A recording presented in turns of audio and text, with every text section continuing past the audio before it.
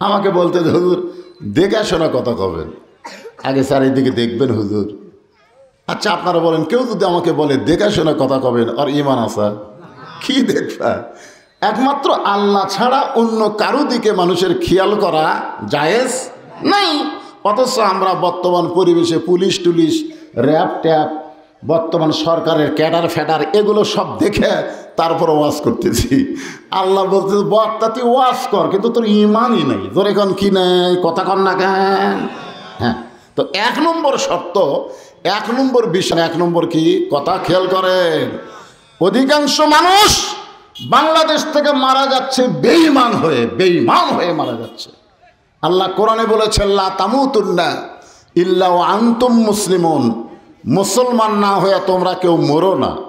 এখন মুসলমান হয়ে যদি আমরা মরবার চাই, এ সূরা আসরের 4টা বিষয় শোনা লাগবেই। আগে আমরা শুনবো, তারপরে সামিনা, তারপরে কি অতায়না, তারপরে আমরা আমল করব। সাহাবারা জিজ্ঞাসা করলেন, ইয়া রাসূলুল্লাহ, ঈমান সম্পর্কে আমরা জানতে চাই।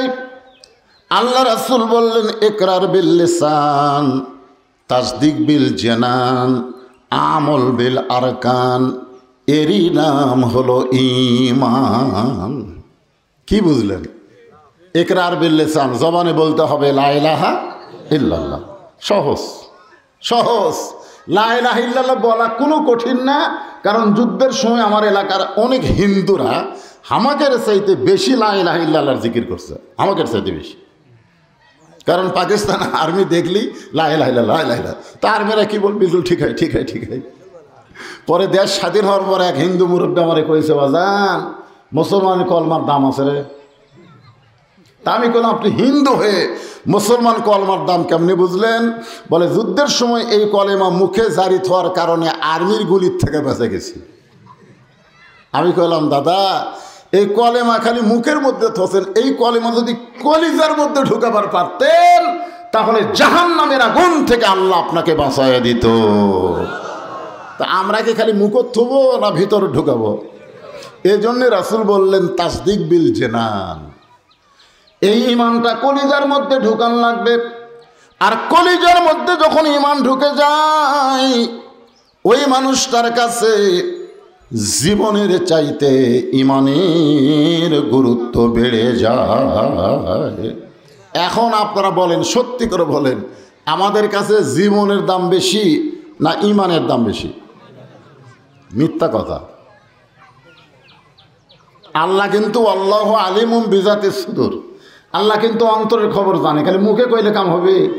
লিমা তাকুলু মালা তাফালুন, মুখে কইল কর্মে নাই, তাহলে বুঝবেন ওই মুনাফিক।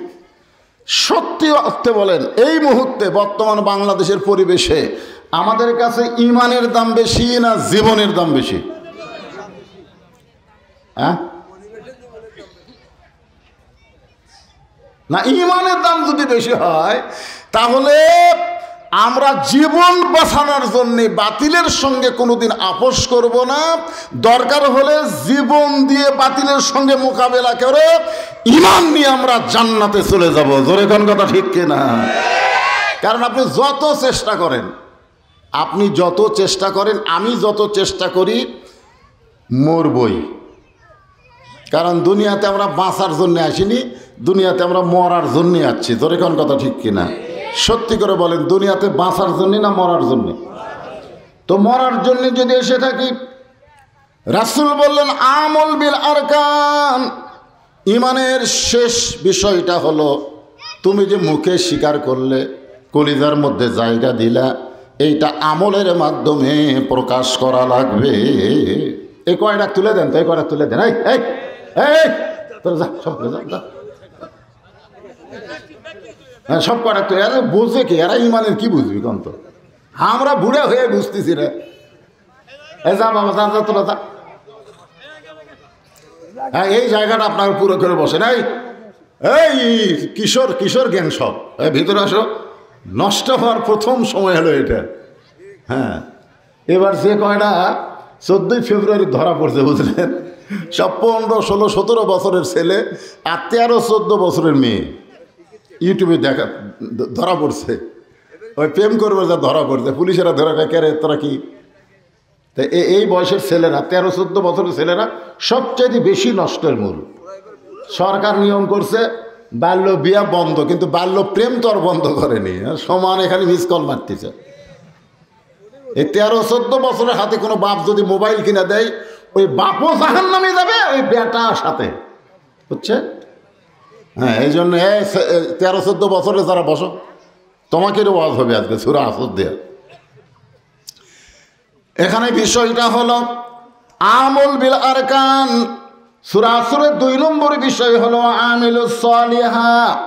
ইমানের পরেই ইল্লাল্লাযিনা আমানু, তারপরে কি? ওয়া আমিলুস সালিহা, নেক আমল করা লাগবে। নেক আমলের মধ্যে যারা আমরা পুরুষ মানুষ, তাদের জন্য 1 নম্বর নেক আমল হলো নামাজ। যতগুলো নেক আমল আছে তার মধ্যে 1 নম্বর নেক আমলের নাম হলো নামাজ। আমরা যারা নামাজ পড়ি, আপনারা বলেন তো, আমরা কি সকলে সামনে যাবার চাই? সবাই কি সামনে যাবার চাই? আসর জোহর যাই হোক অসুবিধা নাই, খালি রাকাত জানলেই হলো। কিন্তু মাগরিব এশার ফজর এই 3 ওয়াক্ত ইমামতি করবার গেলে আপনারা বলেন তো, সবাই কি সামনে যাবে? কে যাবে? ইমাম মানে কি? তার মধ্যে কি আছে? কোরআন। এই কথাটাই শুনবার চাচ্ছি। পুরুষের মধ্যে 1 নম্বর হলো নামাজ। সে নামাজকে যদি আপনি পড়তে চান, তাহলে আল্লাহর কোরআন আপনাকে শিখতেই হবে। জোরে কোন কথা ঠিক কিনা? আর আল্লাহর কোরআনের সঙ্গে যাদের সম্পর্ক, সমাজে তাদের দাম না থাকলেও মসজিদের মধ্যে তাদের দাম কিন্তু আছে। জোরে কোন আছে না নাই? যত বড় ব্যারিস্টার হোক, এমপি হোক, মন্ত্রী হোক, যাই হোক, হাফেজ সাহেব যদি মসজিদের মধ্যে থাকে, তখন সবাই কয় হুজুর সামনে যান, হুজুর সামনে যান। হাফেজ সাহেব মেহরাবের মধ্যে দাঁড়ায় তার দিকে তাকায়, এমপি আছে, এসপি আছে, মন্ত্রী আছে, কে রে এমন এক জায়গার মধ্যে তোরা ঢুকলু রে, এই জায়গায় তোদের কোনো খাওয়া নাই। কোরআনের সঙ্গে যার সম্পর্ক, আল্লাহ তাকে ইজ্জত দিয়ে সামনে দিয়ে দেয়। জোরে কোন সুবহানাল্লাহ। এই জন্য পুরুষের মধ্যে 1 নম্বর হলো নামাজ। এই নামাজটা যদি পুরুষ মানুষ জামাতের সঙ্গে আদায় করে, তাহলে বুঝতে পারবে 14 দল 20 দল যত দল বাংলাদেশে থাক, কোনো দল চলবে না। মসজিদের মধ্যে গেলি সবাই এক দল হয়ে যাবে। নামাজের গুরুত্ব পুরুষের জন্য এত বেশি, মেয়ে মানুষের কিন্তু নামাজের গুরুত্ব বেশি না। মেয়ে মানুষের জন্য পর্দার গুরুত্ব বেশি। কিসের গুরুত্ব? ও আমিলুস সালিহার বিষয়ে আলোচনা হচ্ছে। আমার মায়েরা যখন অনেক বেশি আইছে, এই রাস্তা দিয়ে যদি মায়েরা এরকম যাওয়া আসা করে, তাহলে তো পর্দা শেষ, ওয়াজও শেষ। না না না, এরা এরকে বসার জায়গা খুঁটি করছে। কোন জায়গা? ও আটেরা দেখে আর এক জায়গা দিচ্ছে। আচ্ছা ঠিক আছে। না, ওয়াজ শোনা মেয়েদের জন্য, ওয়াজ শোনা কি ফরজ। মেয়েদের জন্য ওয়াজ শোনা হলো মোস্তাহাসান। মোস্তাহাবও না, মোস্তাহাসান। শুনলে লাভ আছে, না শুনলে কোনো পাপ নাই। কিন্তু এই রাস্তা দিয়ে যাওয়ার সময় যদি কেউ একটা বার কোনো মেয়ের সোফা দেখতে পায়, সোফা বোঝেন, যে মেয়েরা মুখ খুলে হাঁটে, এদের মুখটা মুখ না, ওদের মুখের নাম হলো সোফা, সোফা সোফা। আর যারা মুখ ঢাকার যায় তাদেরকে আমরা বলবো ওটা মুখ। হ্যাঁ, আল্লাহ কোরআনে বললেন, অকরনা ফি বুয়ুতিকুন্না ওয়ালা তাবাররাজনা তাবাররুজাল জাহিলিয়াতিল উলা। আল্লাহু আকবার। তাহলে 1 নম্বর পুরুষের জন্য 1 নম্বর নেকামলের নাম কি? সবাই স্বীকার করেন, নাম কি? এইটা সুন্নত নফল নামাজ না, এইটা হলো 5 ওয়াক্ত ফরজ নামাজ। মনে করেন মসজিদের মধ্যে আমরা 2 ভাই, ভাই হচ্ছে আওয়ামী লীগ, আমি হচ্ছে জামাত ইসলাম মনে করেন, আর এই ভাই হলো বিএনপি। এরকমকে বোঝানোর জন্য বলতেছি। হ্যাঁ, তাহলে আমরা 3 ভাই যদি মসজিদের মধ্যে ঢুকি, এখন ভাই যদি কয় আমি সরকারের দলে আছি রে, আমি 4 আঙ্গুল সামনে দাঁড়ানো, 4 আঙ্গুল সামনে দাঁড়াবো, আমি এই জামাত ইসলাম রাজাকারের সাথে পায়ের গোড়ালি সোজা কর মোহনা। আল্লাহ তখন কবি তোর নামাজ পায়খানাত ফেলে দেবো, জোরে কোন কথা কন না কেন? এই গোড়ালির সাথে গোড়ালি মিল কর। জামাত, বিএনপি, আওয়ামী লীগ সবাই গোড়ালির সাথে গোড়ালি মিল করে দুনিয়াবাসীকে জানাই দিল, আমরা বাহিরে যতই দল করি ভিতরে আমাদের কোনো দল নাই, আমরা সব মুসলমান এক দল। ধরে কান ঠিক কিনা? তাহলে একমাত্র নামাজই পারে, একমাত্র নামাজই পারে 20 দল 14 দল ভাঙ্গা সব মুসলমানকে এক দল করতে। অথচ আল্লাহ কোরআনে বলেছেন ওয়াতাসিমু বিহাবলিল্লাহি জামিআ ওয়ালা তাফাররাকু, তোমরা ভিন্ন হও না, তোমরা একত্র হও, আল্লাহ রশি ব্যাপারে তোমরা জামাতবদ্ধ হও। এই হুকুম কার? তাহলে 1 নম্বর হলো নামাজ। এই নামাজ হলো 5 ওয়াক্ত নামাজ, যেই নামাজগুলো জামাতে আদায় করা লাগে। যেরকম কিসে আদায় করা লাগে? একলা একলা আদায় করলে হয় না। কোনো পুরুষ মানুষ যদি মসজিদকে বাদ দিয়া বাড়িতে একা একা নামাজ পড়ে, আল্লাহ রাসূলকে আল্লাহ বলেছেন ওয়ামা আরসালনাকা ইল্লা রাহমাতাল লিল আলামিন। এই ব্যাপারে সন্দেহ আছে? আল্লাহ তাআলা কোরআনে বলেছে আমি রাসূলকে গোটা বিশ্ব জগতের জন্য রহমত স্বরূপ প্রেরণ করেছি। তার মানে রাসূলের দয়ার মতন দয়া পৃথিবীতে কারো? সেই রাসূল বলেছেন যে মসজিদ বাদ দিয়ে কোনো মরদ মানুষ যদি বাড়িতে নামাজ পড়ে, আমি রাসূলের এত রাগ হয় যেন বাড়ি পুড়ে ছাই করে দিই। দেখেন রহমতের নবী পুড়ে ছাই করে দিবি, তাহলে পোড়ার কথা ইসলামে আছে না নাই? কতক্ষণ আছে না নাই? এত রাগ হয়ে গেল রাসূল, যে বাড়িতে মরদ মানুষ মসজিদ বাদ দিয়ে নামাজ পড়ে ওই বাড়ি পুড়ে ছাই করে দিই। কিন্তু বাড়ি পুড়ানোর হুকুম দিলাম না এই কারণেই, বাড়িতে ছোট বাচ্চা আর নারীরা থাকে। এ হাদিস দ্বারা রাসূল বুঝাইলেন পুরুষ মানুষের নামাজ 5 ওয়াক্ত একা একা হবে না, এটা জামাতের সঙ্গে আদায় করা লাগবে। ওয়ামিলুস সালিহাত, নেক আমলের মধ্যে পুরুষের 1 নম্বর হলো নামাজ। জোরে কোন 1 নম্বর কি? বাইনাল আবদি অল কুফরি তরকুস সালাত।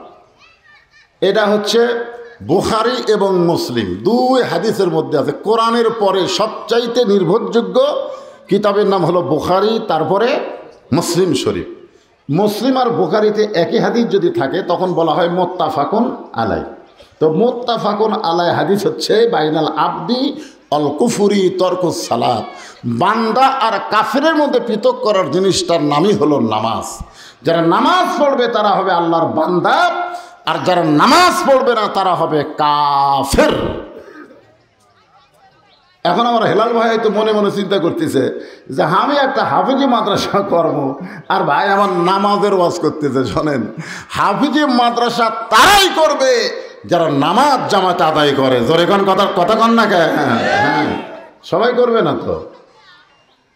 এখন পুরুষের জন্য 1 নম্বর, অন্যদিকে খেয়াল করেন না। যারা জোর নামাজ পড়েন ওয়াজ শুনতেছেন, যারা জোর নামাজ পড়েন ওয়াজ শুনতেছেন, সামনে আসর আছে না নাই? নিয়ত করেন যে আসর থেকে নামাজ ধরবো আর ছাড়বো না। আল্লাহ কয় নিয়ত করা মাত্রই তুই যত নামাজ পড়িস নি আমি সব নামাজ না পড়ার পাপ মাফ করে দিলাম। তো এই জন্য সবাই মনোযোগ দিয়ে শোনেন।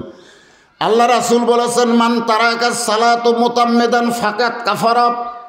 ইচ্ছা করে 1 ওয়াক্ত নামাজ যারা বাদ দিল তারা আল্লাহর সঙ্গে কুফরি করলো। ইমাম মালিক বলেছেন কুফরি করলো না, কাফের হয়ে গেল। কয় ওয়াক্ত? 1 ওয়াক্ত। মারাত্মক কথা কিন্তু। আর আপনার বাংলাদেশ সরকার মাদকমুক্ত সমাজ, বাল্য বিয়া, এগুলো সমস্ত খারাপি থেকে আমাদের যুবকদেরকে বাঁচাবার গেলে খালি 564টা মসজিদ করে দিলে হবে না, তো ওই মসজিদ ভরার একটা ব্যবস্থা করা লাগবে। জোরে কোন কথা ঠিক না? মসজিদ বানা দিছে, মসজিদ কি দেখার জন্যে? আমার এলাকার এক দল ছেলে মাইক্রো ভাড়া করে গেছিল ওই 201 গম্বুজ মসজিদ দেখার জন্যে, ওই যে টাঙ্গাইল। হ্যাঁ, তো মসজিদ দেখে এসে আমাকে বলছে হুজুর সেই রকম। আমি বললাম কীরকম? ছাদের উপর উঠে আমরা গুনেছি হুজুর 201 গম্বুজ, সেই রকম টাইস হুজুর, সেই রকম ঢপ। তা আমি একজনকে হাত ধরে বললাম, তোরা যে এক মাইক্রো গেলি, তোরা মসজিদের মধ্যে কোন ওয়াক্ত নামাজ পড়ছিস? তোরকে আমরা তো নামাজ পড়িনি হুজুর, আমরা দেখতে আর গেছিল। এখন আপনারা বলেন তোরকে চাপাত জুতে দিয়ে বেড়ানোর দরকার আছে না নাই? আপনারা বলেন তো মসজিদকে দেখার জন্যে না নামাজের জন্যে? তো বর্তমান প্রধানমন্ত্রী যে 564টা মসজিদ বানাচ্ছে, এটা কি দেখার জন্যে? বর্তমান সরকারের কিছু নেতা আছে রে সেই রকম মসজিদ প্রধানমন্ত্রী বানিয়ে দিছে, আমি বহু সামসারি কইছি, ভিতরে ঢুকছি কি এইরকম 564 মসজিদ না, 5 লক্ষ মসজিদ বানিয়ে দিলেও কোনো লাভ হবে না যতক্ষণ মসজিদের মুসল্লি না হবে। জোরে কোন কথা ঠিক কিনা? কথা না? কারণ মসজিদের মুসল্লি যদি হয়, এইদিকে তাকান, এইদিকে কোন দিকে? রাস্তার দিকে কি দেখেন? আমার দিকে তাকান। এই রে, আমাকে দেখার জন্য মানুষ ইউটিউবে টাকা খরচ করে, নেট খরচ করে দেখতেছে। আজ আমি সরাসরি আসছি, আর দেখতে কি লাগতেছে? হ্যাঁ, সবাই আমার দিকে তাকান। আল্লাহ কোরআনে বললেন, ইন্নাস সালাতা তানহা আনিল ফাহশাই ওয়াল মুনকার, একমাত্র নামাজই পারে মানুষকে যাবতীয় ফায়সা খারাপি থেকে বাঁচায় দিতে। তাহলে বাংলার যুবকদেরকে যদি আমরা ভালো করতে চাই আল্লাহর কোরআন অনুযায়ী, বর্তমান প্রধানমন্ত্রী নামাজ কায়েমের বিলটা পাশ করার দরকার আছে না নাই? কোনো অস্ত্র লাগবে না, কোনো পুলিশ লাগবে না, কোনো র্যাব লাগবে না, খালি সরকার আইন করুক যে এত সুন্দর করে মসজিদ বানিয়ে দিয়েছি, ওই মসজিদে মুসল্লি ভরানোর জন্যে 5 ওয়াক্ত নামাজ আদায় করতে হবে। আজান শোনার পরে যারা মসজিদের বাইরে ঘুরবে ওদেরকে পুলিশ ধরে অন্দর মহলে নিয়ে যায়, পাশার কাপড় খুলে 10টা করে বাড়ি মারবে। জোরে কোন কয়টা করে? কাপড়ের উপর মারা হবে না, কাপড় খুলে। খালি এই আইনটা যদি বর্তমান প্রধানমন্ত্রী করে, আপনারা বলেন তো বাংলাদেশে কোনো বেনামাজি থাকবে? আর সমস্ত যুবকগুলো যদি নামাজি হয়ে যায় তাহলে যাবতীয় খারাপি থেকে আল্লাহ বাঁচাই দিবে। এ কথা আমার না আল্লাহর।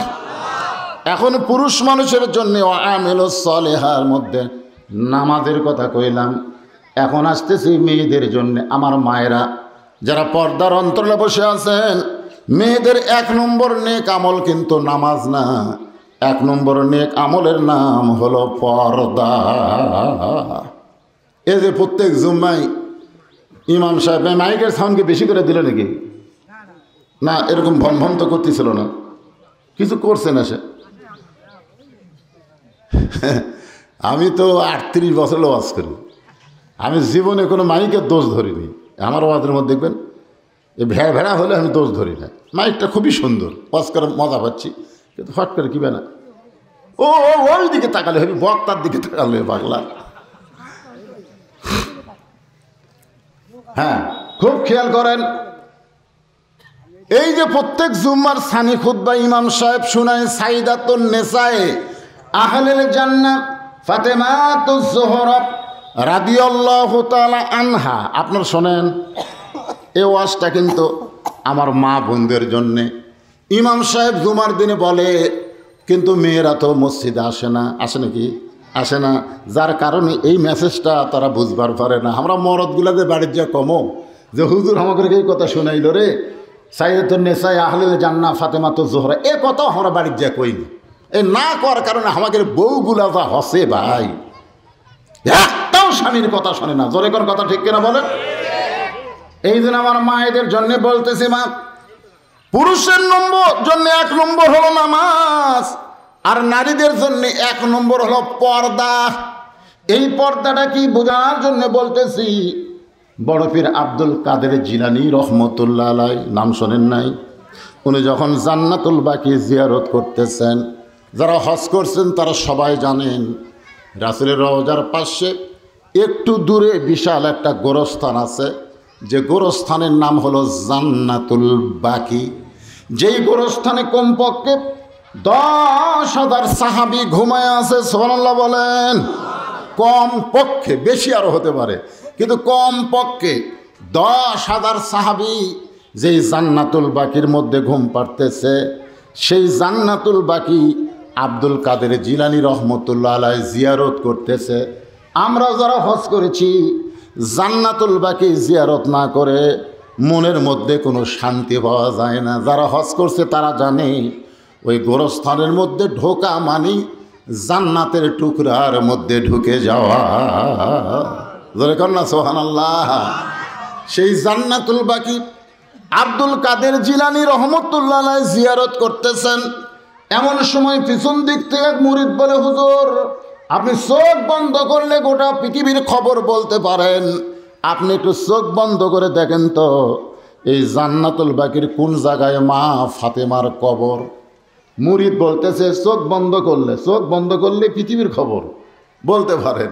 আব্দুল কাদের জিলানী খুব রাগ করলেন, রাগ করে বললেন, এই চোখ বন্ধ করলে আল্লাহ তাআলা আমার অন্তরের চক্ষু খুলে দেয়। ইয়ানজুরু বি নূরিল্লাহ, যেই চোখ সূর্যের আলো চন্দ্রের আলো লাগে না, যেই চোখ দেখে আল্লাহর নূর দিয়া, চোখ বন্ধ করলে আল্লাহর আরশ পর্যন্ত দেখার ক্ষমতা আল্লাহ আমাকে দিয়েছে। জোরে কোন সুবহানাল্লাহ।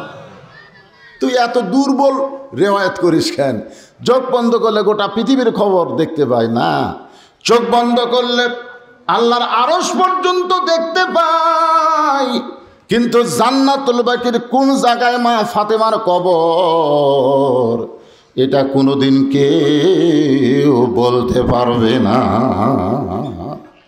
জান্নাতুল বাকির মধ্যেই মা ফাতেমা আছে, কিন্তু কবরটা কোন জায়গায় এটা কিয়ামত পর্যন্ত কেউ বলতে পারবে না। সমস্ত মুরিদ বলে, হুজুর এইটা কেমন কথা? এই জান্নাতুল বাকির মধ্যেই মা ফাতেমার কবর আছে, কিন্তু কবরটা কোন জায়গায় এটা কিয়ামত পর্যন্ত কেন বলতে পারবে না।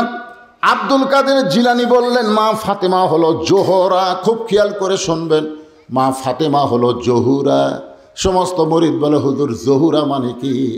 আমার মায়েরা যারা পর্দার অন্তরালে একটু মনোযোগ দিয়ে শুনবেন। মা, একটা মা যদি ভালো হয়, মায়ের পেটের বাচ্চা আল্লাহর ওলি হয়ে যায়। আর মা যদি খারাপ হয়, পেটের বাচ্চা হোটেলের দরজা কালো পর্দা দিয়া রমজান মাসে সারাদিন খায়। ধরে কোন কথা ঠিক কি না? একটা খ্রিস্টান নেপোলিয়ানও বলেছে, তোমরা ভালো একটা সন্তান যদি চাও তাহলে একটা ভালো মা দাও।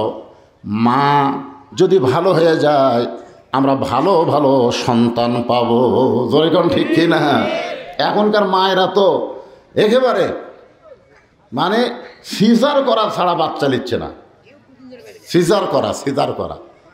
আমরা ছোটবেলায় গান শুনছি, কি বলবো প্রসবের কথা, মা বিনে সেই ব্যথা কেউ তো বুঝিবে না।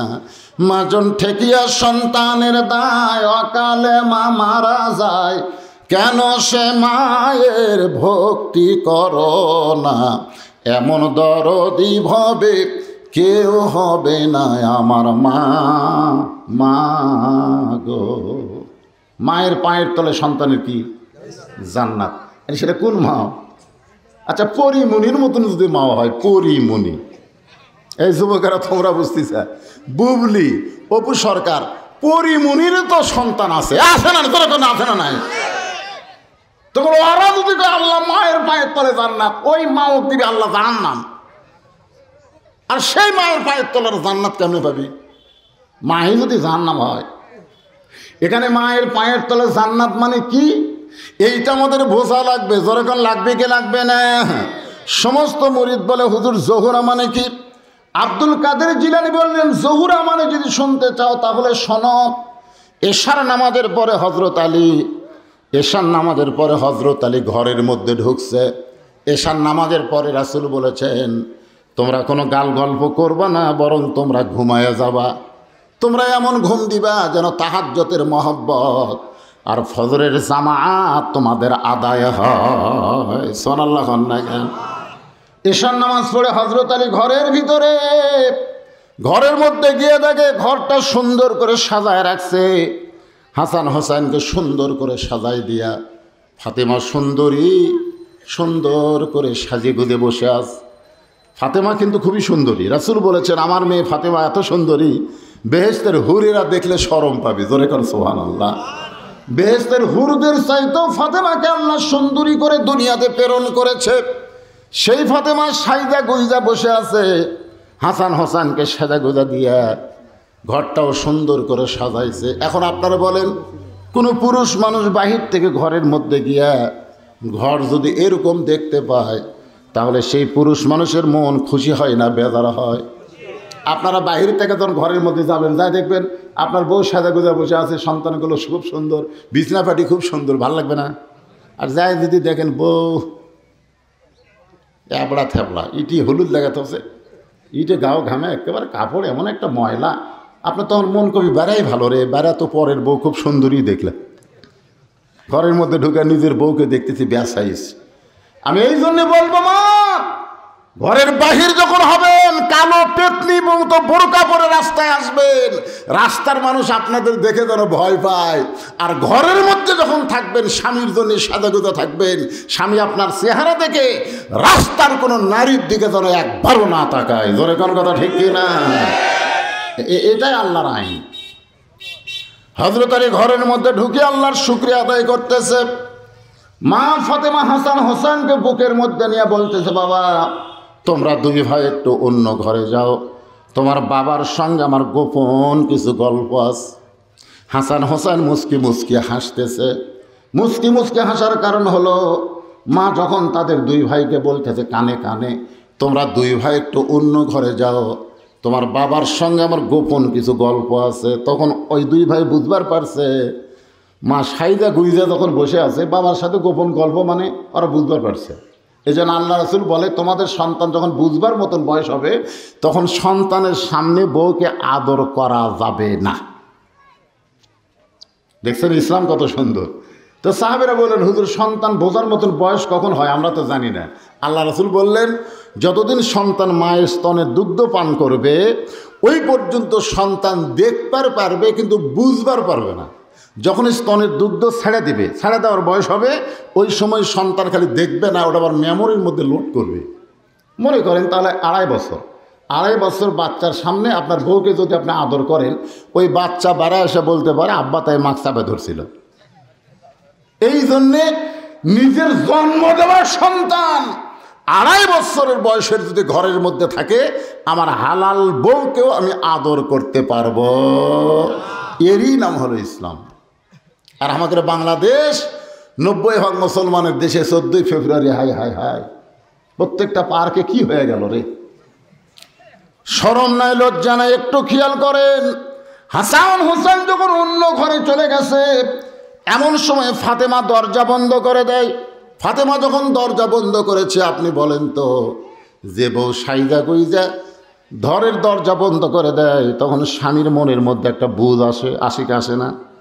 হয়তো আলী মনে মনে খুশি হয়েছে। সন্তান দুইটা বের করে দিয়ে যখন দরজা বন্ধ করে দিল, সঙ্গে সঙ্গে হযরত আলী মাথার টুপি খুলছে। কারণ স্বামী স্ত্রী যখন মহব্বত করবেন, তখন হুজুর থাকার দরকার। যত বড়ই হুজুর হন, আর হুজুর থাকা লাগবে না। তখন স্বামী স্ত্রী হলো হুন্না লিবাসুল লাকুম ওয়া আনতুম লিবাসুল লাহুন্না। আল্লাহ কোরআনে বলেছেন, স্বামী হলো বিবির পোশাক, বিবি হলো স্বামীর পোশাক। তখন আমার এই টুপি টুপি আর কিছুই লাগবে না, লাগবে? হযরত আলী মাথার টুপি খুলে যেই মাত্র ফাতেমাকে দুইখানা হাত বাড়ায় ডাকতেছে, আসো আমার বুকের ভিতরে, ফাতেমা দৌড়ে এসে স্বামীর বুকে মাথা রেখে ছোট বাচ্চার মতন ফোঁপায় ফোঁপায় কান্দে। আলী বলে, স্বামী গো। আলী বলতে তো, ফাতেমা গো, এতদিন পর, কারণ 6 মাস আগে নবী দুনিয়া থেকে বিদায় নিছে। কয় মাস? এই 6টা মাস হলে তুমি কোনোদিন এমন করে সাজো নাই, কোনোদিন সন্তানকে ঘরের ভিতর থেকে বের করে দিয়া দরজা বন্ধ করে দেওয়া নাই। কিন্তু আজকে দরজা বন্ধ করে আমার বুকের মধ্যে এসে এরকম কান্না করার কারণ কি? ফাতেমা বলে, স্বামী গো, আর কোনো দিন ঘর সাজাবার পারবো না, আর কোনো দিন হাসান হোসেনকে সাজিয়ে দেবার পারবো না, আর কোনো দিন সাইজা গুইজা আপনার সামনে দাঁড়াবো, সেই সময় আমার হবে না।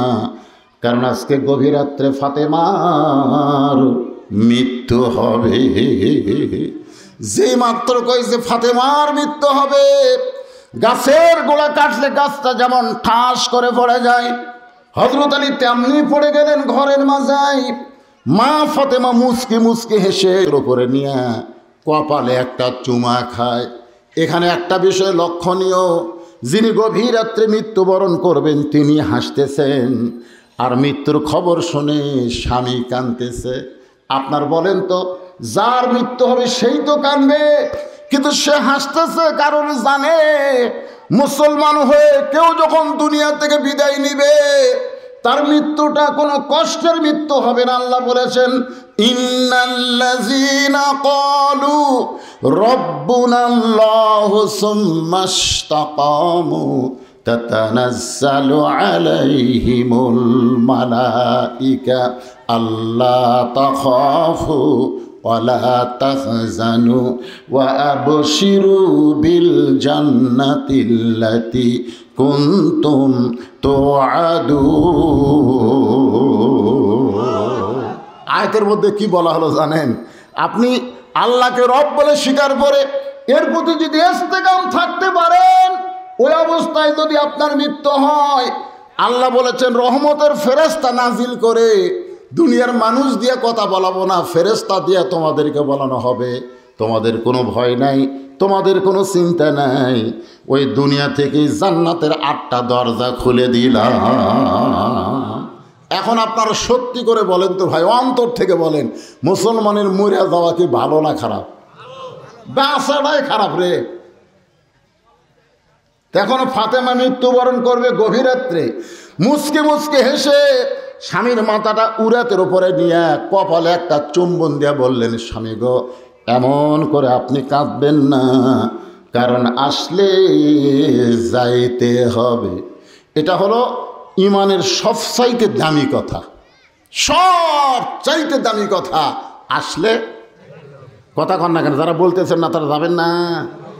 এইরকম করে দেখতেছে, এই ডান কান্দের ফেরেশতাকে চাপা লাগলো রে, চাপা লাগলো, মানে এই কান্দ ফেরেশতা আছে না নাই?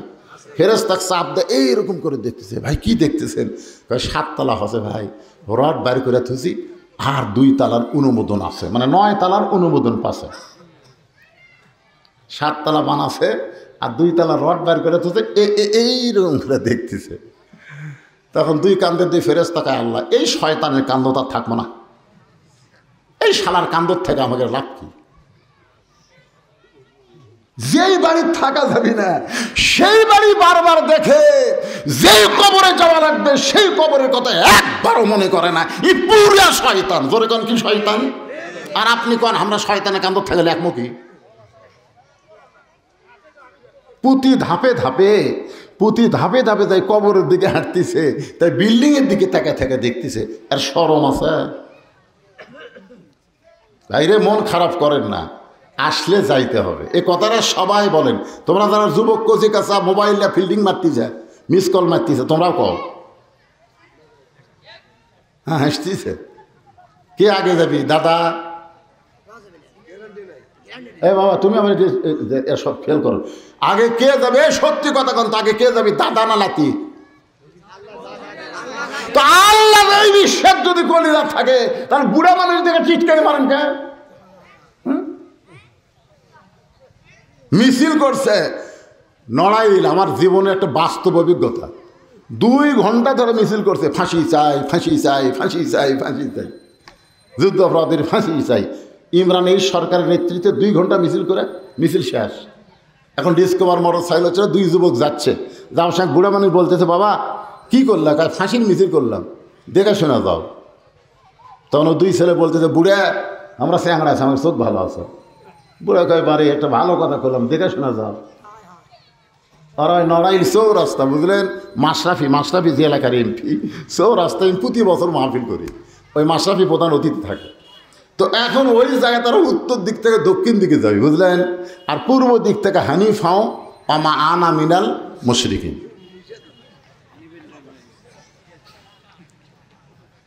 এরা যাচ্ছে কোন দিকে? উত্তর দিক থেকে দক্ষিণ দিকে যাচ্ছে, আর পূর্ব দিক থেকে হানিফ নামে একটা বাস আছে, হানিফাও আমা আনা মিনাল মুশরিকিন। একবারে দুধে মরিছে। পেপারের হেডলাইন হলো, ফাঁসির মিছিল করবার এসে মরে গেল। কি মনে করতেছেন? ইমানের জন্য সবচাইতে চরম সত্য কথা হলো আসলে যাইতে হবে। জোরে কোন ঠিক? সবাই এক বাক্যে বলবেন, আসলে। ফাতেমা বললেন, স্বামী গো, আমি চলে যাওয়ার পর আমার 3টা চাওয়া আপনাকে পুরা করা লাগবে। আলী কান্দার বলে, ফাতেমা দুনিয়ার জীবনে গরিব ছিলাম বলে তুমি কিছুই চাইলা না। আপনার বলেন তো হযরত আলী ধনী ছিল না গরিব ছিল? কেমন গরিব? এত গরিব, এত গরিব ছিল, কানতে কানতে 2টা সন্তান ঘুমায় গেছে। এখন ঘুমোর থেকে উঠে মাকে বলবে, মা খাবার দাও। ফাতেমা বলে, স্বামী গো কি বিপদে পড়লাম, 2টা সন্তান কানতে কানতে ঘুমায় গেছে, এখন ঘুম থেকে চেতন পায় যদি খাবার চায়, আপনার কাছে তো আর খাবার চাবেন, আপনি বাপ, কিন্তু আমি মায়ের কাছে খাবার চাইলে আমি কি খাবার দেব? আপনার পকেটে কোনো টাকাও নাই যে বাজার থেকে খাবার আনবেন। আলী বলে, ফাতেমা রে আর সহ্য হয় না, এত অভাব আর সহ্য হয় না। ফাতেমা এক দৌড়ে ঘরের মধ্যে গিয়া একটা জিনিস এনে আলীকে দিয়ে বলে, স্বামী গো আমার এই ওড়নাটা আপনাকে দিলাম, এই ওড়নাটা বিক্রি করে যে দাম হবে তাড়াতাড়ি হাসান হোসেনের জন্য খাবার নিয়ে আসেন, এরা ঘুম থেকে ওঠার আগেই আপনি খাবার নিয়ে আসবেন। হযরত আলী ওড়না নিয়ে বাজারে গেল, পকেটের মধ্যে ওড়না আছে, কেমনে বের করে বিক্রি করবে? যদি খরিদ্দার জিজ্ঞাসা করে কার ওড়না, যদি বলে ফাতেমার ওড়না, তাহলে অবশ্যই মনে মনে চিন্তা করবে যেই স্বামী বইয়ের জিনিস বেচা খায় তার মতন কি হতভাগা স্বামী আর দুনিয়াতে আছে, বইয়ের জিনিস বেচা খায়। আলী চিন্তা করতে যে কী করব, পকেটের মধ্য থেকে ওড়না বের করতে পারে না। আবার বাড়ির কথা বারবার মনে হয়, হাসান হোসেন যদি চেতন পায়। এমন সময় এক খরিদ্দার এসে বলে, আলী ভাই আমার মনে হয় আপনি কিছু বিক্রি করবেন। আলী চমকে গেল যে আমি বিক্রি করব, খরিদ্দার কেমনে জানে? আলী তাকায় দেখে একটা ব্যাগ বের করে খরিদ্দার তার সামনে ধরেছে, ওই ব্যাগের মধ্যে পকেট থেকে ওড়না বের করে যখন ঢুকায় দেয়, খরিদ্দার 6টা দিরহাম দিয়ে যখন চলে গেল, আলী লক্ষ্য করে দেখে ওই খরিদ্দার একটাবার ওড়নার দিকে তাকাইলো না, ওড়না হাত দিয়ে স্পর্শও করলো না, ব্যাগের মাথাটা ধরে চলে গেল 6টা দিরহাম নিয়ে খাবার দোকানে। আলী বলতে যে ভাইজান আমার হাসান হোসেন ক্ষুধার জ্বালায় কানতে কানতে ঘুমায় গেছে, 6টা দিরহামের যে খাবার হবে তাড়াতাড়ি খাবার দাও। দোকানদার 1 টোপলা খাবার দিছে। হযরত আলী যেই মাত্র খাবার হাতে নিয়ে আর এক হাত দিয়ে টাকা দিবে, এমন সময় এক সাইলকারী এসে কান্দের বলে, আলী রে আজকে 3 দিন হলে আমার বাড়িতে কোনো খাবার নাই, যদি পারো আল্লাহর রাস্তায় আমাকে সাহায্য করো। আলী চিন্তায় পড়ে গেল, বইয়ের ওড়না বিক্রি করে খাবার কিনলাম, আর সেই খাবারের দাম দিবার যায় ফকির এসে আমার কাছে সাইল করলো, এখন আমি কি করব? আল্লাহর কোরআন সামনে দাঁড়ায় বলতেছে, আম্মা সাইলা ফালা তানহার, আলী রে সাইলকারীর সঙ্গে খারাপ ব্যবহার করিস না। এখন আপনারা বলেন হযরত আলীর কাছে সন্তান বড় না আল্লাহর কোরআন বড়? আল্লাহর কোরআনকে বড় মনে করে 1টা দিরহাম ফকিরকে দান করবে আর 5টা দিরহাম নিয়ে খাবার নিয়ে যাবে, এই মনে করে পকেট থেকে 1টা দিরহাম যখন সাইলকারীকে দিবার চাই, এমন সময় আল্লাহর কোরআন বলতেছে, ওমা তুনফিকু মিন শাইইন ফি সাবিলিল্লাহি ইউফা ইলাইকুম ওয়া আনতুম লা তুজলামুন। আলী রে ফকিরকে 1টা দিরহাম দিলে আল্লাহ তোকে 10টা দিরহাম দিবে, 2টা দিরহাম দিলে আল্লাহ তোকে 20টা দিরহাম দিবে। ইউফা ইলাইকুম মনে করিস না তুই ফকিরকে দেওয়া মানে ফকিরকে দেওয়া, ফকিরকে দেওয়া মানে আমার আল্লাহকে দেওয়া। 6টা দিরহাম দিলে আল্লাহ তোকে 60টা দিরহাম দেবে। আপনারা বলেন তো হযরত আলীর কাছে কোরআনের বিশ্বাস কম না বেশি? বেশি বিশ্বাস করে 6টা দিরহাম যখন ফকিরকে দেয়, ফকির মুচকি মুচকি হাসতে হাসতে যখন চলে গেল, এমন সময় দোকানদার বলে, ভাইজান খাবার টোপলা কি করব? আলী বলতে, টোপলা বাদ দে, 2 বস্তা খাবার প্যাকেট কর। বলে 1 টোপলা লিবারই পারলেন না, 2 বস্তা কেমনি নেবেন? আলী বলতেছে, আমি গোপনে গোপনে এমন একটা ব্যবসা করেছি, আল্লাহর কোরআনকে বিশ্বাস করে, জোরে কান সুবহানাল্লাহ। আমার বিশ্বাস আল্লাহ আমাকে ঠকাবে না। খালি হাতে বাজারের মধ্যে ঘুরতেছে, এমন সময় রাস্তাতে এক ব্যক্তি উট নিয়ে আসতেছে, এসে বলতেছে, আলী ভাই উটটা কিনে নেন, উটটা কিনে নেন। আলী বলতেছে, 1টা পয়সাও পকেটে নাই, তোমার উটটা কেমনে কিনবো? উটওয়ালা বলতেছে, 100 দিরহাম বাকিতে উটটা কিনেন। বিক্রি করে আমার টাকা দেবেন, অসুবিধা কি? আলী বলতে জীবনে এমন সুযোগ কোনোদিন পাইলাম না। 100 দিরহামে বাকিটা উটটা কিনে যেই মাত্র বাজারে গেছি সঙ্গে সঙ্গে হাজার হাজার জনগণ আলীকে ঘিরে ধরছে। কারণ আলী সম্পর্কে রাসূল বলেছেন, আনা মাদিনাতুল ইলমি ওয়া আলিউ বাবুহা, আমি হচ্ছে এলেমের শহর, আলী হচ্ছে তার দরওয়াজা। জোরে কর সুবহানাল্লাহ। মনে করেন মিজানুর রহমান আজহারি যদি আপনাদের শেরপুর বাজার করবার আসে, মানুষ বাজার করবার দিবি? আমি গেলি তো বিপদ। আমি বগুড়া বড় মসজিদে একদিন টুপি কিনবার গেছি, 15-20 জন মেয়ে মানুষ আছে সেলফি নিবি। টুপির দোকানদার কাছে, হুজুর আপনার বাড়ির টুপি দিয়ে আসবো। খবরদার আপনি যেন মার্কেটত আসেন না, কারণ এই মেয়েরা আপনার ওয়াজ দেখতে দেখতে এমন হয়ে গেছে, এরা বুঝবারই পারতেছে না হুজুরের সেলফি মেয়ে মানুষ নেওয়া যাবে। তো হযরত আলী নিয়ে গেছে উটের বাজারে উট, চারিদিক থেকে মানুষ ঘিরে ধরে কয় এই ব্যবসা কবে ধরলেন? আপনার মতন এত বড় আলেম হয়ে উট বেচা খাওয়া।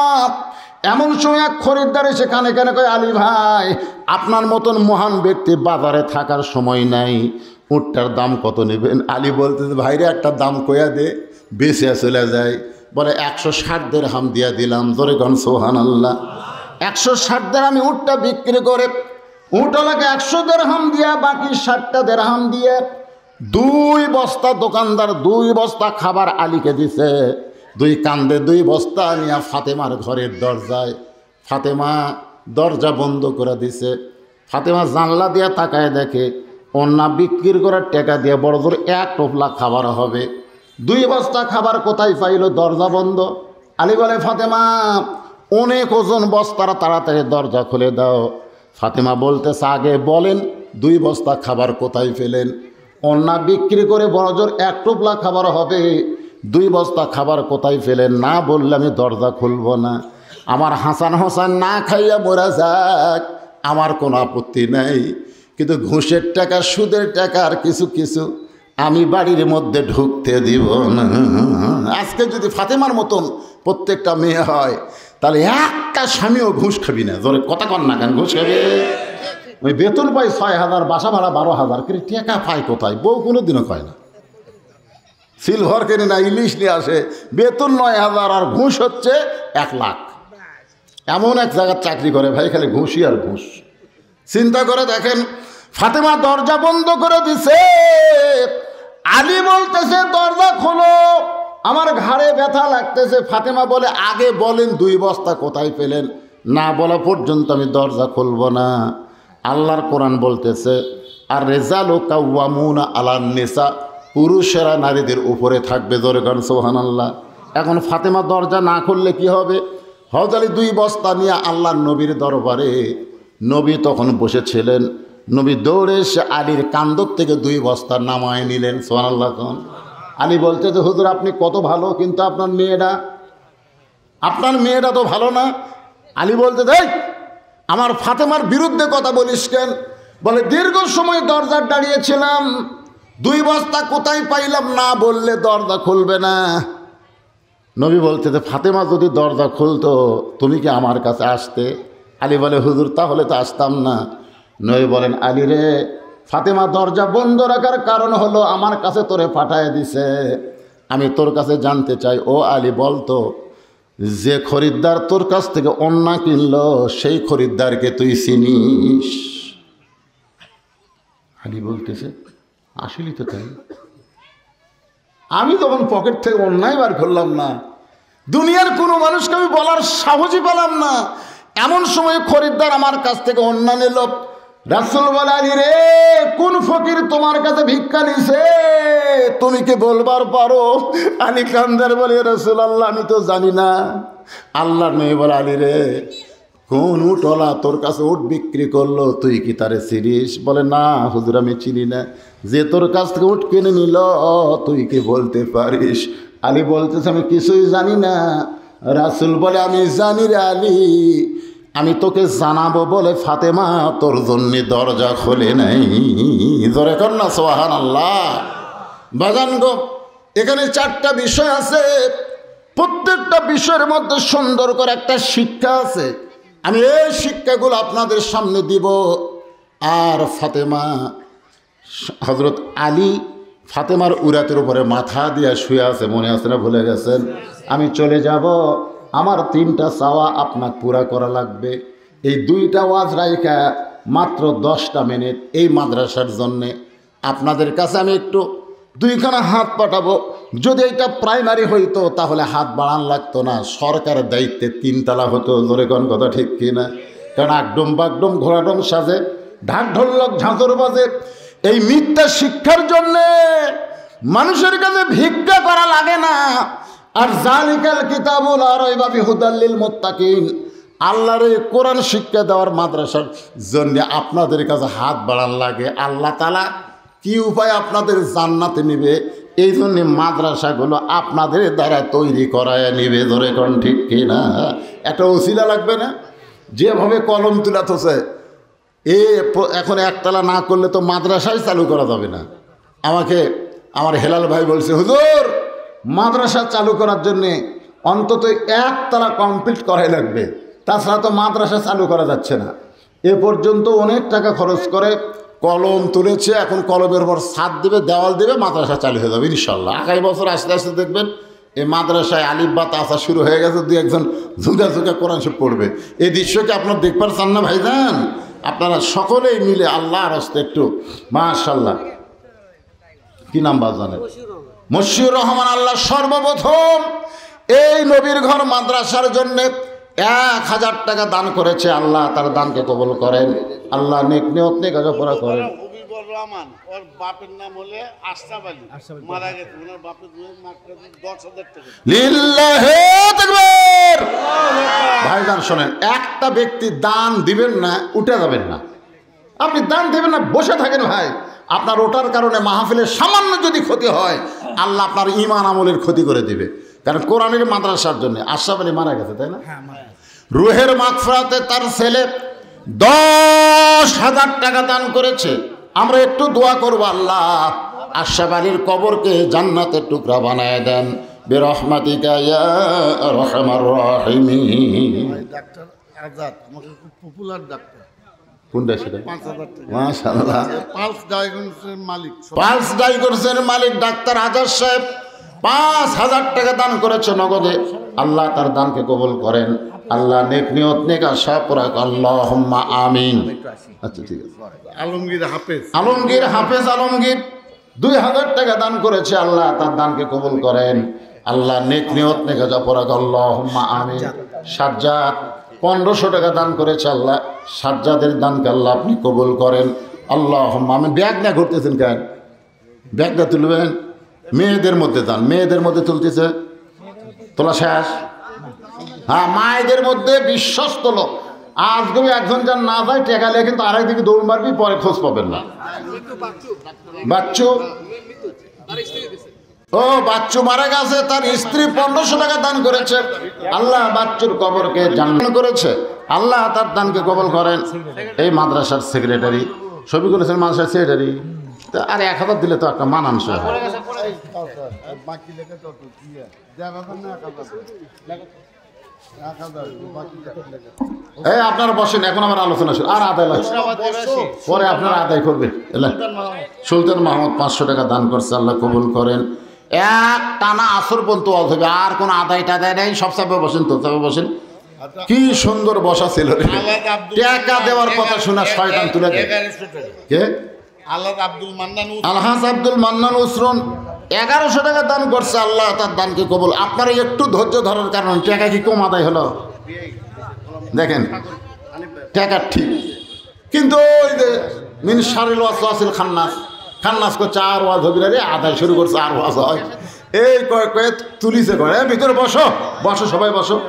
এই জান্নাতের বাগানে বসাটাও জান্নাত পাওয়ার একটা সাক্ষী, বোঝেন না? সবার ভাগ্যে এখানে বসা হয় না। বসেন সবাই বসেন। শাহিন আলম মামুর সেই 2000 টাকা দিছে। শাহিন আলম মামুর সাহেব 2000 টাকা দান করছে। মোস্তফা কামাল 5000 সাগরপুর 5000 টাকা দান করছে। আল্লাহ দানকে কবুল করেন।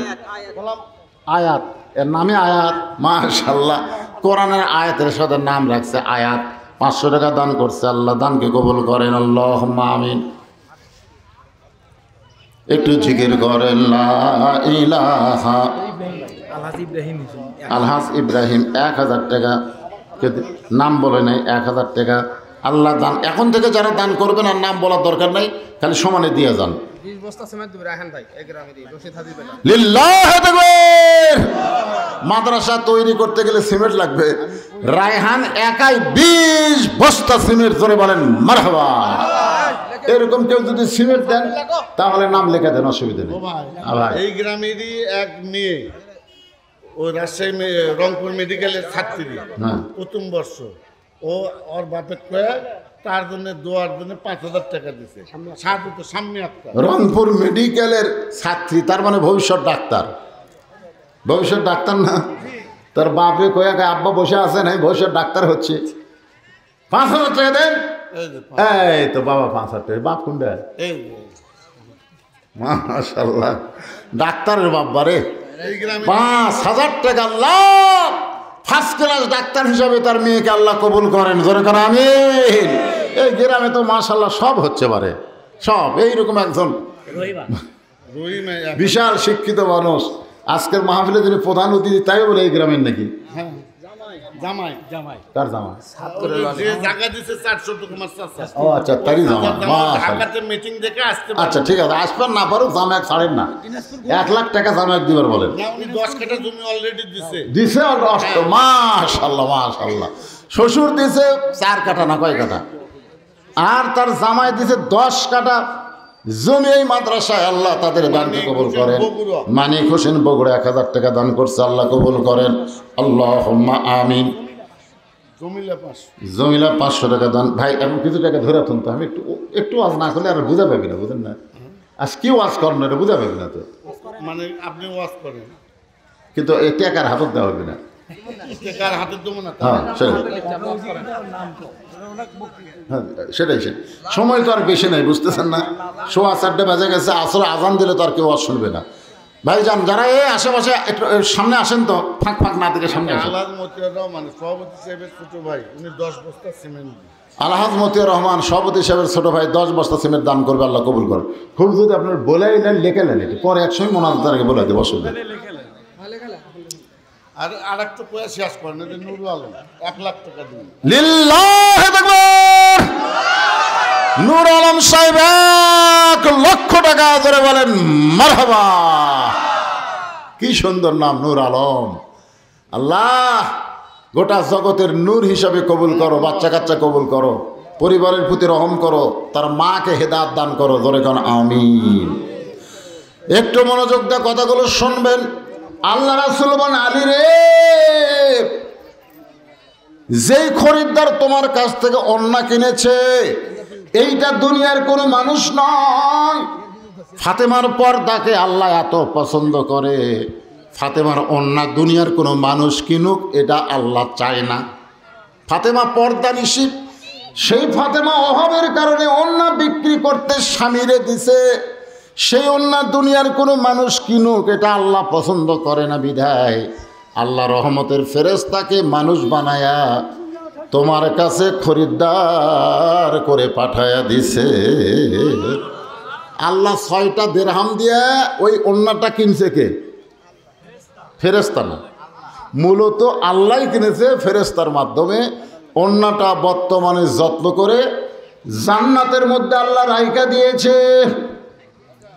আলী রে, যেই খরিদ্দার, যেই ফকির তোমার কাছে ভিক্ষা চাইল, সেই ফকিরকে তুমি চিনো? আলী বলতে তো, হুজুর আমি কেমনে চিনব? বলো তো আলী, তোমার কি খেয়াল আছে, ফরিদ্দারকে তুমি যখন 6টা দিরহাম দাও, তখন ফরিদ্দার মুচকি মুচকি হেসেছে? বলে, হ্যাঁ এইটা আমার খেয়াল আছে। ভিক্ষা দেওয়ার সময় কান্নাকাটি করলো, আর যেই 6 দিরহাম দিছি, ফকির হাসতে হাসতে চলে গেল। আল্লাহ কই, ওইটা আল্লাহর ফেরেশতা। তুমি আল্লাহর কোরআনকে বেশি মহব্বত করো না তোমার সন্তানকে বেশি মহব্বত করো? এইটা আল্লাহ পরীক্ষা করেছেন, লিয়াবলুয়াকুম আইয়ুকুম আহসানু আমালা। তোমাদেরকে সুন্দর আমলের পরীক্ষা করা হবে। সুন্দর আমলের পরীক্ষা কি? তুমি তোমার সন্তানকে বেশি ভালোবাসো না তুমি আল্লাহর কোরআনকে বেশি ভালোবাসো? তুমি আল্লাহর কোরআনকে বেশি ভালোবাসার কারণে সন্তান না খায় আছে, ওইদিকে তোমার খেয়াল নেই। তুমি ফকিরকে 6টা দিরহাম দিছ, কিন্তু তুমি মনে মনে নিয়ত করছো ওমা তুনফিকু মিন শাইইন ফি সাবিলিল্লাহি ওয়াফা ইলাইকুম, আমি যদি আল্লাহ দিই আল্লাহ আমাকে ফেরত দিবে। এই বিশ্বাসের উপরে তুমি যখন বাজারে ঘোরাঘুরি করতেছ, আল্লাহ ওই ফেরেশতাকে মানুষ বানায়া জান্নাতের একটা উট তোমার কাছে বিক্রি করেছে 100 দিরহাম বাকিতে। আবার আল্লাহ ওই ফেরেশতাকে খরিদ্দার বানায়া 160 দিরহামে কিনে নিছে, 100 দিরহাম উট নিয়ে আইছে, আর বাকি ওই যে 6টা দিরহাম দান করার কারণে আল্লাহ নগদেই তোমাকে 60টা দিরহাম ফেরত দিয়েছে। তাহলে আমরা যারা দুনিয়াতে দান করি, আপনি কি মনে করেন আল্লাহ লিয়া নেয়? ওয়াফা ইলাইকুম, আল্লাহ কোরআনে বলতেছে আমি আল্লাহ আবার ফিরে দিই। তুমি মনে করো না তোমার টাকা আল্লাহর খুবই দরকার, তোমার টাকা তোমারই দরকার। আজকে যারা মসজিদ মাদ্রাসা নির্মাণ করতেছেন, এগুলা কিন্তু আল্লাহ নিচ্ছে না। আল্লাহ যেভাবে হোক 10 গুণ, কমপক্ষে 10 গুণ, অনেক অন্য জায়গাতে আছে 700 গুণ, 10 গুণ আকারে আল্লাহ আপনাকে দুনিয়াতে ফেরত দিচ্ছে। হয়তো এক পকেট থেকে 100 টাকা দিয়ে আর এক পকেটে হাত দিচ্ছে, দেখে তো 1000 টাকা হলো নাকি? না, আপনার হয়তো আগামী সপ্তাহে বিশাল একটা অ্যাক্সিডেন্ট আছে, হতে পারে না ভাই? সে অ্যাক্সিডেন্ট থেকে আল্লাহ আপনাকে হেফাজত করলো। আর সাদকাতু তারুদ্দুল বালা, দান সাদকা করলে বালা মুসিবত দূর হয়।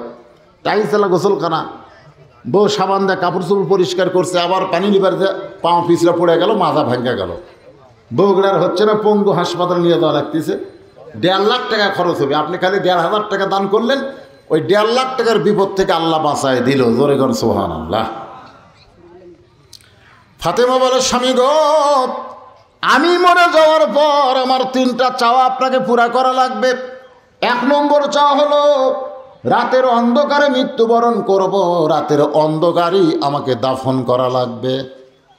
ফাতেমা পর্দানিশী, দিনের বেলা যদি দাফন করেন তাহলে ফাতেমার পর্দার খেলাফ হওয়ার ভয়। এদিন 1 নম্বর চাওয়া হলো রাতের অন্ধকারে মরব, রাতের অন্ধকারই আমাকে দাফন করা লাগবে। আমার 2 নম্বর চাওয়া হলো আমার কোনো জানাজার ব্যবস্থা করবেন না। আলী বলে, ফাতেমা তুমি নবীর কলিজার টুকরা, তোমার জানাজায় হাজার হাজার মানুষ দোয়া করবে। ফাতেমা মুচকি মুচকি হাসের বলে, স্বামী আমি হাজার হাজার মানুষের দোয়া নিয়ে কি করব? আমি মা বোনদের জন্য বলতেছি, মায়েরা শোনেন, হাজার হাজার মানুষ যদি দোয়া করে ফাতেমা ভালো, আর আপনি যদি বলেন আমার বউ ভালো না, হাজার মানুষের দোয়া দিয়ে ফাতেমার কোনো লাভ হবে না। আর দুনিয়ার তামাম মানুষ যদি বলে ফাতেমা খারাপ, আর আপনি যদি বলেন আমার বউ ফাতেমা ভালো, এক স্বামীর সার্টিফিকেটে ফাতেমার 8টা জান্নাতের দরজা আল্লাহ খুলে দিল। সুবহানাল্লাহ, জোরে কন। বউ ভালো হওয়া লাগবে কার কাছে? স্বামীর কাছে না পাড়ার লোকের কাছে? আপনার কোনোদিন কোনো মেয়ে মানুষ মারা গেলে কাউকে বলতে শুনেছেন? লাশ সামনে নিয়ে যে মরদ মানুষ যেরকম থিয়া বলে, এই মানুষটা কেমন ছিল, এই মেয়ে মানুষটা কেমন ছিল, তো বলে কি বলে না? কিন্তু মেয়ে মানুষের ব্যাপারে আপনার কোনদিন শুনছেন? কারণ যারা জানাজা পড়বার কাছে তারা মরদ না মেয়া, তো মরদ মানুষের কাছে মেয়ে মানুষ কেমন ছিল এটা শুনবার চাওয়াই মানে পর্দার খেলা। যেরকম কথা ঠিক কিনা? বরং তার স্বামীকে বলা লাগবে তোমার বউটা কেমন ছিল। স্বামী যদি খুশি হয়ে বলে আলহামদুলিল্লাহ, এ আলহামদুলিল্লাহ বলাও সারা, জান্নাতে যাওয়াও সারা। জোরে কোন সুবহানাল্লাহ। তাই মা বোনদের জন্য 1 নম্বর নসিহত হলো পর্দা, 2 নম্বর নসিহত হলো স্বামীকে খুশি রাখবেন। মা, স্বামীকে বেজার করে গোটা পাড়ার মানুষও খুশি করে কোনো লাভ হবে না। ফাতেমা বলে, আমার 3 নম্বর চাওয়া হলো আমার লাশটা খাটনিতে তুলবেন না, কারণ ফাতেমার দেহের ওজন এটা দুনিয়ার কোনো পরপুরুষ বুঝতে পারো, এই জন্য আমার লাশ খাটনিতে তুলবেন না। আমি হিসাব করে দেখলাম, আমার বাবা যদি দুনিয়াতে থাকতো, মরা মেয়ের লাশের খাটনি বাবা কান্দে নিবার পারতো। আমার হাসান হোসেন যদি বড় হইতো, মায়ের লাশের খাটনি কান্দে নিবার পারতো। কিন্তু 6 মাস আগে আমার বাবা দুনিয়া থেকে বিদায় নিয়েছে। আমার হাসান হোসেন এত ছোট, মায়ের লাশের খাটনি কান্দে নিবার পারবে না। তাই আপনি আমার কান্দে করে জান্নাতুল বাকির পূর্ব কোনায় দাফন করবেন। হযরত আলী গভীর রাত্রে ফাতেমাকে দাফন করার পরে আল্লাহর কাছে বলতেছে, আল্লাহ আমার ফাতেমাকে তুমি কবুল করে নাও, আমার ফাতেমাকে তুমি কবুল করে নাও। এই দোয়া করার পরে তাকায় দেখে সামনে কয়েকটা পুরাতন কবর। এইমাত্র ফাতেমার কবর দিছে, সেই নতুন কবর আর নাই। আলী চিৎকার করে বলে, ফাতেমার কবর এখনই কবর দিলাম, সেই কবরটা গেল কোন জায়গায়? কে যেন ডাক দেবে, আলী রে, ফাতেমা পর্দানিশি, আমি আল্লাহ জহুরা ডিগ্রি দিয়া ফাতেমার কবরকে কিয়ামত পর্যন্ত পর্দা করেছি। তাই আমার মায়েদের জন্য 1 নম্বর ওয়াজ হলো পর্দা। মা, পর্দা যদি ঠিক থাকে, অন্য আমল যদি কমজোরি হয়, তারপরেও আল্লাহ মেয়েদেরকে ফাতেমার সাথে জান্নাত দিবে। সুবহানাল্লাহ কোন। আচ্ছা বলেন তো, মা ফাতেমা জীবনে হজ করছে? মা ফাতেমার জীবনে পড়ে দেখেন, হজ করে নাই। মা আয়েশা হজ করছে, কিন্তু ফাতেমা হজ করেনি। তো ফাতেমা হজ না করার পরেও নারীদের নেত্রী হলো কেন? একটাই কারণ, ফাতেমার যে আমল সবচাইতে দায়নি আমল ছিল সেটা হলো পর্দা। এই জন্য মেয়েদের 1 নম্বর আমল হচ্ছে পর্দা, 2 নম্বর নামাজ, 3 নম্বর রোজা, 4 নম্বর স্বামীর কথা মতো চলা। এই 4টা আমল যদি মেয়েরা করবার পারে, আল্লাহ খুশি হয়ে 8টা জান্নাতের দরজা খুলে দিবে। আর পুরুষের 1 নম্বর আমল কি? হ্যাঁ, এই জিনিসটা খেয়াল করবেন। মরদ মানুষ কেউ যদি কয় আমার শরীর ভালো নাই, শরীর ঠিক না, মাঝে দেখো নাই ছেলে, চলো আমার শরীর ঠিক না, তোর কি মাসিক হসা?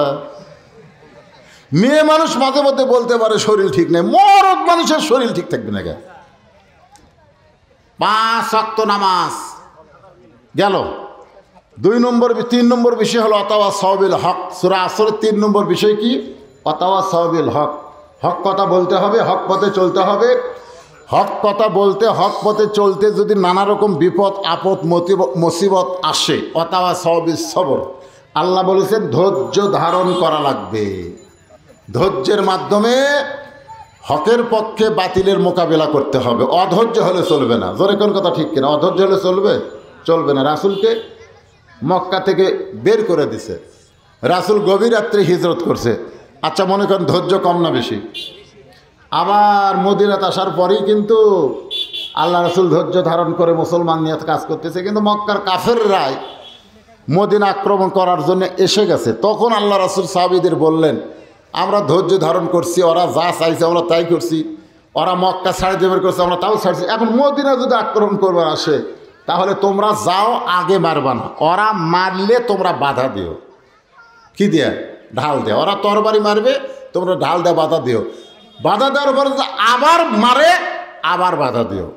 আবার যদি মারে তখন আর বাধা দিও না, তখন তোমরাও মারো। ইয়া আইয়ুহান নাবিয়্যু হারজিল মুমিনিনা আলাল কিতাল। ভাইজান, আমরাও ধৈর্য ধারণ করব, বাতিলের মোকাবেলা করব ধৈর্য দিয়া। কি দিয়া? এ কথা কে বলেছেন? আল্লাহ। সূরা আসরের 4টি বিষয় কম বেশি আপনাদের সামনে আলোচনা করলাম। আল্লাহ বক্তা শ্রোতা সকলকে আমল করার তৌফিক দেখ। আর এই মামুর শাহীর হাফিজ মাদ্রাসাকে আল্লাহ কবুল করুক। জোরে কোন আমিন। আগামী বছর আস্তে আস্তে মাদ্রাসা যেন চালু হয়ে যায়। এখন মাদ্রাসার কলম হয়েছে, ইনশাল্লাহ যে দান আপনারা করলেন, যে দান করবেন, তাহলে মাদ্রাসার ছাদ ঢালাই হয়ে যাবে ইনশাআল্লাহ। বাউন্ডারি ইটের জন্য একজনে 1 লক্ষ টাকা দিবে, আব্দুল মমিন। মাশাআল্লাহ, এই গ্রামেরই সন্তান আব্দুল মমিন। এই যে মাদ্রাসার বাউন্ডারি ঘর করা লাগে, ছাদ ঢালাই দিয়ে কাম হবে। হ্যাঁ, 1 লক্ষ টাকা দান করলো, আল্লাহ তার দানকে কবুল করেন। জোরে কোন আমিন। তাহলে এ পর্যন্ত 3 জনের কাছ থেকে আমরা 3 লাখ টাকা পেলাম। 3 লাখ শুনলেন না? 3 লাখ টাকা আমরা 3 জনের কাছ থেকে ঘোষণা পেলাম। তারপরে বাদ বাকি তো উঠলই, সিমেন্টও দিবে। কাজ শুরু হলে কিন্তু আবার দেখবেন কতক লোক প্রকাশ্যে দিবার পছন্দ করে না, গোপনে তারা দান পছন্দ করে। এরকম লোক আছে না নাই? গোপনে দান করবে, ইনশাআল্লাহ মাদ্রাসা হয়ে যাবে। আল্লাহ তাআলা কবুল করুক। আল্লাহুম্মা আমিন।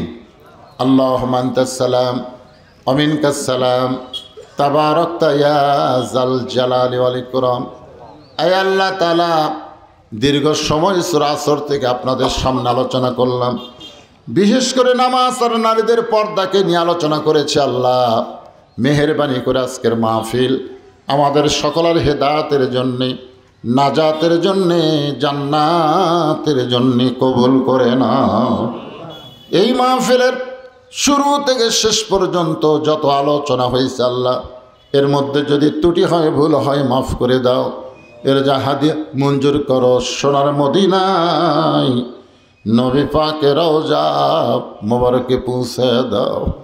আল্লাহ, আমরা যারা হাত তুলেছি, আমাদের জনম দুঃখনী মা বাবা যাদের কবরে চলে গেছে, মা বাবার কবরকে জান্নাতের টুকরা বানিয়ে দাও। যাদের বাপ মা কবরে গেছে সকলে বলেন রব্বি রাহমহুমা কামা রব্বায়ানি সগীরা, রব্বি রাহমহুমা কামা রব্বায়ানি সগীরা। আল্লাহর কিন্তু বাপ মা নাই। দেখেন, আল্লাহ আমাদেরকে বাপ মার জন্য দোয়া করার জন্য শিক্ষা দিয়েছে। তার মানে আল্লাহ বাপ মাকে কত গুরুত্ব দিয়েছে। আল্লাহ, যাদের বাপ মা কবরে গেছে, আল্লাহ বাপ মার কবরকে জান্নাতের টুকরা বানায় দেয়।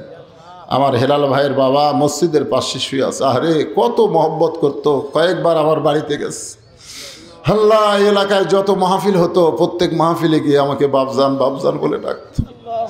আজকে মসজিদের পাশে তার কবরের কাছে দাঁড়াইলাম, আজকে থাকলে বুকের সঙ্গে চাইবা ধরে আমার কবলে চুমা দিত। আল্লাহ আল্লাহ, কবরকে জান্নাতের টুকরা বানিয়ে দাও। তার পাশে তার চাচা শুয়ে আছে। আল্লাহ আল্লাহ, যে কয়টা কবর মামুর শাহী গোরস্থানের সমস্ত কবরকে জান্নাতের টুকরা বানিয়ে দাও।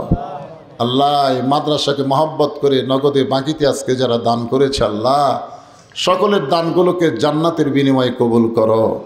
আমার মা বোনেরা পর্দার অন্তরালে বসে বসে আলোচনা শুনেছে, আল্লাহ আবিদা সালিহা পর্দানিশি কবুল করে মা ফাতেমার চরিত্র দান করো। আজকের মাহফিলের সম্মানিত সভাপতিকে আল্লাহ তুমি কবুল করো।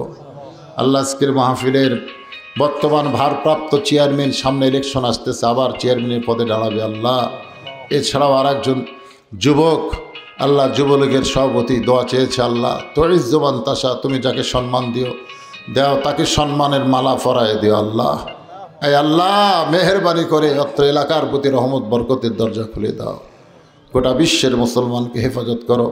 ফিলিস্তিন মুসলমানকে আল্লাহ ফ্রি মাফ করে বাইতুল মুকাদ্দাস মুসলমানকে দিয়ে দেন। পৃথিবীর মানচিত্র থেকে ইহুদিদেরকে আল্লাহ চিরতরে ধ্বংস করে দেন। আল্লাহ, আয় আল্লাহ, আমি গুনাহগার বলে দোয়া ফিরিয়ে দিয়েন না। যার দুই হাত পছন্দ, দুই হাতের উসিলায় মাহফিলকে কবুল কর। আজকের মাহফিলের সম্মানিত সভাপতি, সহসভাপতি, সম্মানিত প্রধান অতিথি, বিশেষ অতিথিদের আল্লাহ কবুল করেন। সুবহান রাব্বিকা রব্বিল ইজ্জাতি আম্মা ইয়াসিফুন ওয়া সালামুন আলাল মুরসালিন আলহামদুলিল্লাহি রাব্বিল আলামিন।